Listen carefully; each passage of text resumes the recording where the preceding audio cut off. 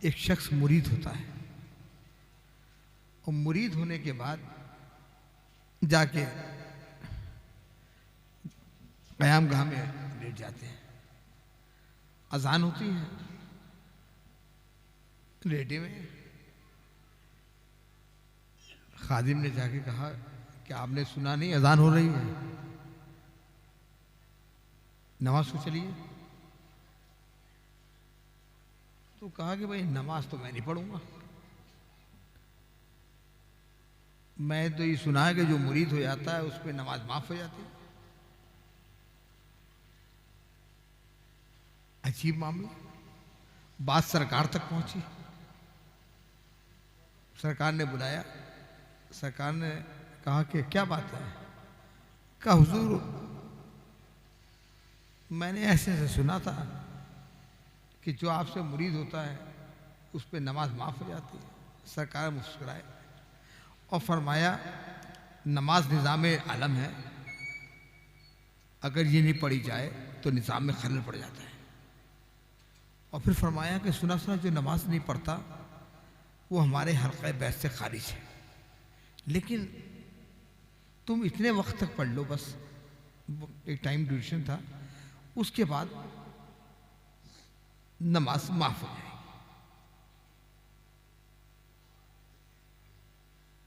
वो टाइम उन्होंने कहा कि पीर का हुक्म है, वो जो टाइम दिया था उतने टाइम तक उन्होंने नमाज पढ़ी। वो जब टाइम का पीरियड ख़त्म हो रहा था और सलाम फेर रहे थे तो मलाकुल मौत रूह कब्ज़ कर रही थी। मेरे आका मौला ने फरमाया है कि दीन चाहे दीन ले लो, दुनिया चाहे दुनिया ले लो, दोनों चाहे दोनों ले लो। तो जो वादा किया था कि एक वादा ये भी है कि सुना सुना पूरे सरात पार करा के छोड़ेंगे, तो पूरे सरात पार करा के छोड़ा। और जो वक्फा हुआ था वो वक्फा भी ये था कि इनकी नमाज भी माफ था।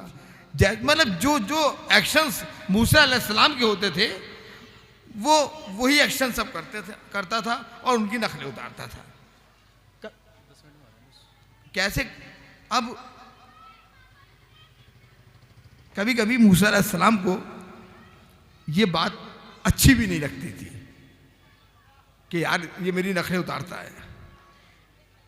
एक दिन कोई तूर पर गए, बुलावा आया, रब ने फरमाया मूसा अलैहिस्सलाम से कि फला इलाके के अंदर एक शख्स की मौत हो गई है और तुमको जाके उसकी नमाज़ी जनाजा पढ़ानी है। मूसा अलैहिस्सलाम रब का हुक्म है, पहुंचे, पता किया कि यहाँ किसकी मौत हुई है। कहा फला शख्स है। जाके देखा तो ये वही शख्स था जो मूसा अलैहिस्सलाम का मस्खरा था, जो मूसा अलैहिस्सलाम की नकलें उतारा करता था। ये वही मस्खरा था जिसको रब ने कहा कि जाके इनकी जनाजे की नमाज पढ़ाओ। रब का हुक्म था, मूसा अलैहिस्सलाम ने नमाज़ी जनाजा अदा करी। नमाज़ी जनाजा अदा करने के बाद जब अगले दिन कोही तूर पर गए और रब से महब गुफ्तगू हुए तो ये शिकवा किया कि रब्बुल इज़्ज़त ये तो मेरी नखलें उतारता था, मुझे परेशान करता था, मेरे आगे पीछे जिस अंदाज से मैं चलता था वैसे ही चलता था, जैसे मैं खाता था वैसे मैं खाता था, जैसे मैं पीता था वैसे सारे काम मेरी नखलें उतारता था।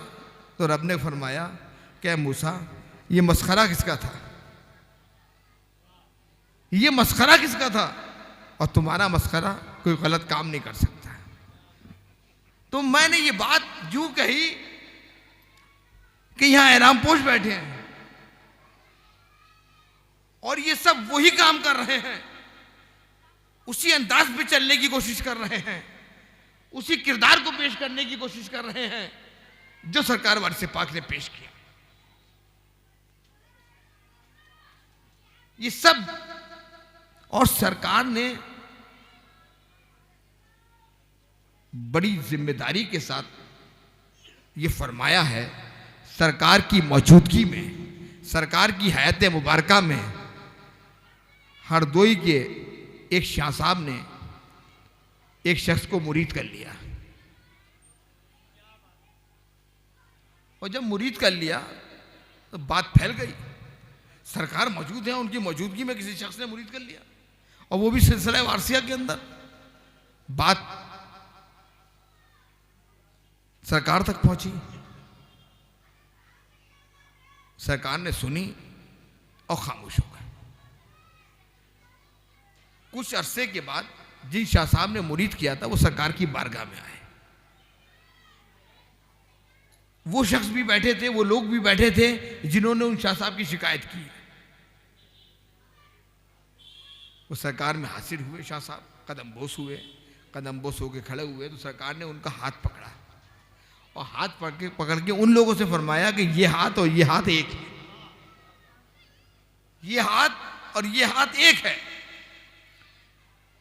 कि ज्यादा चांस है लोग सरकार वारिस पाक की बारगाह में हाजिर होते हैं और अर्ज करते हैं कि सरकार आज रात तरावी कौन सुनाएगा। सरकार एक नाम लेते हैं और ऐसे शख्स का नाम लेते हैं जो अंगूठा टेके, जिसको तिलावत या कुरान की आयत तो छोड़ दी, जिसे नमाज भी याद नहीं है, ये समझ लीजिए, जिसे नमाज भी याद नहीं है। सही साहब, जैसे नाम मिस कर रहा हूं। हाँ, शेख जामिन अली साहब, कब वो शेख जामिन अली पढ़ाएंगे।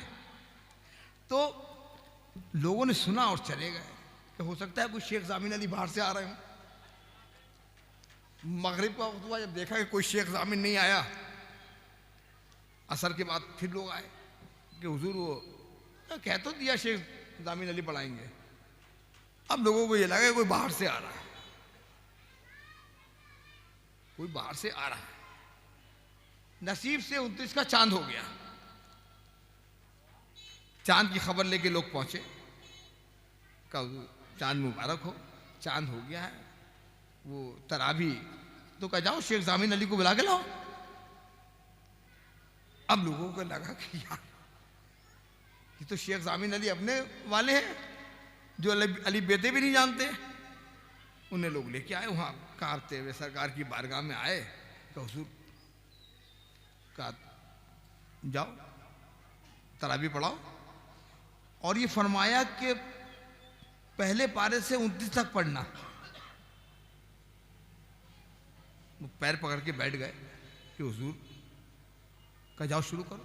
अब जब सरकार ने कह दिया तो मैं एक बात अमूमन बहुत से प्रोग्राम में बोलता हूं और कहता हूं कि जब सरकार किसी शख्स को कोई हुक्म देते थे, फरमाते थे, अगर किसी से कह दिया कि चुप रहना, अब किसकी मतलब जो 24 घंटे बोलने वाला हो, हम जैसा आदमी जो 24 घंटे बकबक करता हो, अगर ये कह दिया जाए कि चुप रहना तो चुप कैसे लेकिन नहीं, मेरे आका मौला अगर किसी से हुक्म फरमाते थे तो उसे ताकत भी देते थे कि वो काम करे। जाके खड़े हुए और खड़े होने के बाद तरावी पढ़ाई। और आपको सुन के हैरत होगी निजामी साहब कि पहले से 29 पारे तक कहे थे, पहले से 29 पारे तक पढ़ाया, और आज भी वो खानदान मौजूद है। उस पूरे खानदान में आज भी 29 का हाफिज होता, तीसरा पारा याद ही नहीं होता। ये है कराम, आज भी उस खानदान में 29 के हाफिज है, 30 के हाफिज नहीं है। ये जो है ये खास बात है। तो उस सिलसिले से हम लोगों का ताल्लुक है और उस कदमों का सदका है कि ये महफिल आज यहाँ लगी हुई है और हाफिज मोहम्मद अली साहब ने, हमारे बुजुर्ग ने तिलावत कलाम पाक से इस नूरानी